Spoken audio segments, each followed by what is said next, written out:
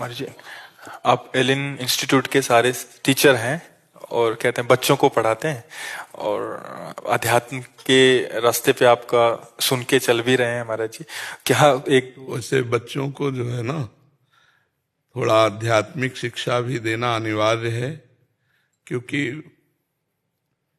बिना आध्यात्मिक शिक्षा के, जैसे ब्रह्मचर्य है ये आध्यात्मिक शब्द है, और इसके बिना हमारे बच्चों की बड़ी दुर्दशा हो रही है। क्योंकि हमारे पास बच्चे आते रहते ना, जैसे हस्त क्रिया आदि हस्त मैथुन आदि के द्वारा बच्चे बच्चियां बहुत दुर्दशा को प्राप्त हो रहे हैं।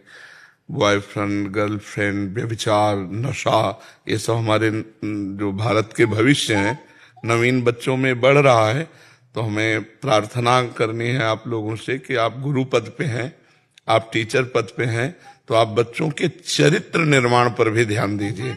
नहीं, जैसे वो किसी ने कहा कि जिसका धन गया उसका कुछ नहीं गया, जिसका स्वास्थ्य गया उसका कुछ गया, लेकिन जिसका चरित्र गया उसका सब कुछ गया। नहीं कहा जाता है अंग्रेजी में, क्या कहा जाता है? Money is lost nothing is lost, if health is lost something is lost, if character is lost everything is lost. आज हमारे बच्चों में उल्टा हो रहा है। तो अब हमें चाहिए कि विद्यार्थियों का चरित्र निर्माण करें, क्योंकि उन्हीं में से कोई एमएलए बनेगा, उन्हीं में से कोई सांसद बनेगा, उन्हीं में से कोई मंत्री बनेगा, कोई डॉक्टर बनेगा, कोई मास्टर बनेगा। तो हमारे बच्चे ही भारत के हमारे भविष्य हैं। तो अगर उनका ब्रह्मचर्य परिपक्व है, चरित्र अच्छा है, कोई व्यसन नहीं, तो वो एकाग्रता पूर्वक अपनी पढ़ाई में लगेंगे, एकाग्रता पूर्वक वो जिस लक्ष्य को प्राप्त करना चाहते उसमें चल पाएंगे।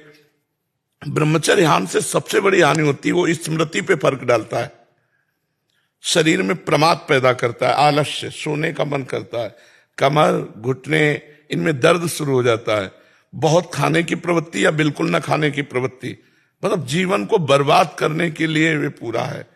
जैसे 20 वर्ष तक ब्रह्मचर्य रहें और फिर इसके बाद गृहस्थ धर्म में जाएं तो एक अनुकूलित वातावरण उनको गृहस्थ में, तो वो निकल जाएंगे बढ़िया जीवन। और 20 के पहले ही ब्रह्मचर्य नष्ट कर दिए तो बहुत बड़ी हानि हो जाती है। ऐसे शिक्षक हैं, ये आगे की कंपटीशन तैयारी कराते हैं बच्चे महाराज जी, बहुत प्रेशर उन पे क्रिएट हो जाता है।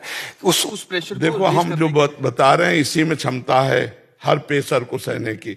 आप समझो, ब्रह्मचर्य के द्वारा हमारी जब स्मृति प्रवीण होती है तो एक बार बोलो और बस दिमाग में हम उसको फिट कर लें। आप कभी जीवन में पूछ लेना, तो हमारे जो बच्चों को प्रेशर लगता है ना पढ़ाई, वो ब्रह्मचर्यहीनता के कारण लगता है। नहीं, एक आनंद की अनुभूति, ब्रह्मचर्य एक शीतलता है, ब्रह्मचर्य एक बल है और ब्रह्मचर्य ब्रह्म है, उसको समझना चाहिए। तो हमारे बच्चों बच्चियों में ये आप जानकारी जरूर दें, क्योंकि जो आध्यात्मिक पढ़ाई है वही से सुधार सकती है। भौतिक पढ़ाई में तो और इसका प्रोत्साहन दिया जाता है, जैसे डॉक्टर कहते हैं प्रोत्साहन स्वरूप में कि कोई हानि नहीं है, और यहाँ प्रत्यक्ष बच्चों के जीवन बर्बाद होते चले जा रहे हैं। उनका आहार व्यवहार चरित्र अगर ठीक है तो पढ़ाई में उन्नति प्राप्त करेंगे, नहीं तो परेशान हो जाएंगे, फिर नशा करने लगेंगे, फिर हार जाएंगे, फिर वो अपने आप को नष्ट करना चाहेंगे। बहुत से बच्चे हारने पर अपने आप को नष्ट करते हैं ना। क्यों?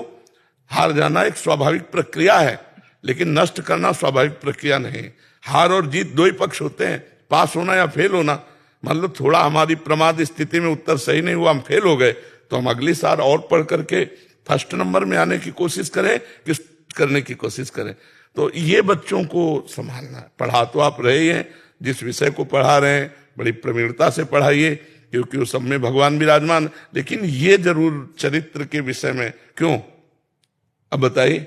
गुरुदेव भगवान, मैं अर्ज करना चाहता हूँ, हमारी संस्था का ध्येय संस्कार से सफलता तक ही है, और यही जो आपने बात कही यही भाव हम करते हैं। लेकिन इंटरनेट और यूट्यूब, जैसे हम भी आप तक इंटरनेट से पहुंचे, आप हम तक इंटरनेट से पहुंचे, लेकिन इन बच्चों को समय से पहले वो सब मिल रहा है जो नहीं मिलना चाहिए। इसमें आप और हम बहुत सीमित और अपने आप को एक असहज महसूस करते हैं। कुसंग हो जाता है महाराज जी मोबाइल आदि से। तो कोई नियम, कोई कानून, हर चीज के लिए नियम कानून रेगुलेशन है, लेकिन इंटरनेट किन बच्चों तक, इनको समय से पहले वो सब चीजों की सुविधा हो गई। बिल्कुल। अच्छा, उससे क्या होता है महाराज जी, एक दूसरे से संपर्क हो जाता है या गलत चीजें देख सकते हैं। ये वायरस की तरह बढ़ता है।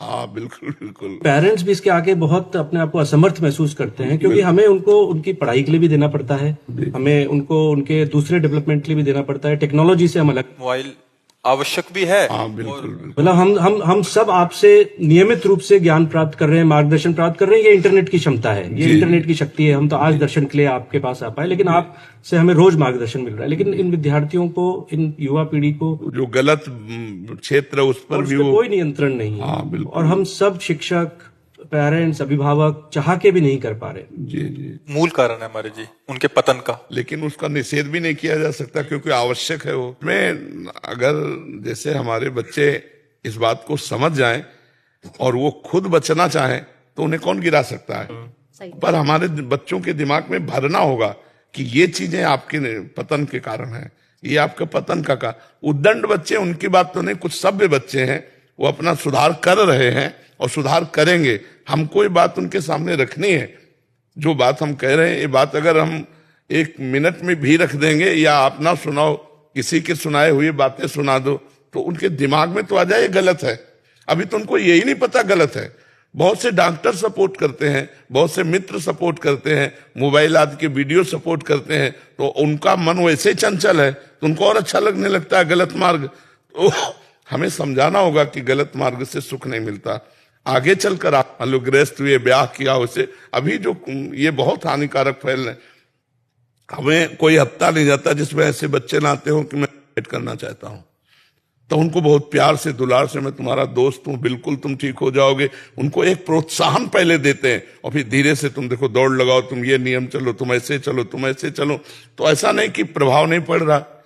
सुधार अगर हम कुछ ऐसे बच्चे होते हैं जिनको जानकारी ही नहीं कि मैं गलत जा रहा हूं, दोस्तों के संग में और सब ऐसे, अगर उनको आप लोग ऐसा जानकारी दे तो मुझे लगता है 100 में कुछ % बच्चे तो सुधार सुन के हो जाएगा। और जब हमारे कुछ बच्चे अच्छे हो जाएंगे ना तो उनके संग से कुछ बच्चे अच्छे हो जाएंगे।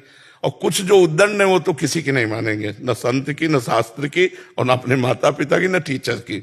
तो उनको फिर भागवतिक दंड या सरकारी दंड मिलता है तो फिर उनको सुधरना होता है। उद्दंडता का फल दंड ही है, दंड से सुधारा जाए। वो साम नीति के द्वारा तो सुधर नहीं सकते। आपके दर्शन हो गए यार, एक एक दुपट्टा सबको पहनना। महाराज जी, एक जीवन में हार एक अटल सत्य है। जीतेंगे हारेंगे, हार के प्रति स्वीकार्यता बहुत कम होती जा रही है समाज बहुत होती है, हाँ बहुत कम। भगवान ने कहा सुख दुख के समय कृत्वा लाभा अलाभौ जया अजयौ। अजय माने पराजय में भी हमें समान रहे। पर ये नाम जप से हो जाएगा। अगर नाम जप किया जाए तो हमारी इतनी बुद्धि धैर्यवान रहेगी कि हम हार को भी जीत में बदल देंगे। हम हार कर निराश नहीं होंगे। नाम जप पर अब स्कूल में नाम जप वाली बातें तो कही ले जाती। 18-20 साल के, 15 साल के विद्यार्थी तो सोचते हैं हमारे सिलेबस का पार्ट ही नहीं है। हाँ वो सोचते, जी जी, लगता है कि ये तो हमारे पिताजी, पेरेंट्स। हाँ ऐसा लगता है। लेकिन तभी बुद्धि दृढ़ होगी जब भगवान का नाम जप, थोड़ा भी अगर नाम जप करने लगे तो बुद्धि धैर्यवान हो जाए, बुद्धि पवित्र हो जाए। भगवान का नाम मंगलमय है। ये बहुत से बच्चे जपते भी हैं, बहुत से जपते, पर प्रायः ऐसी धारणा है कि ये तो बुजुर्गों का काम है।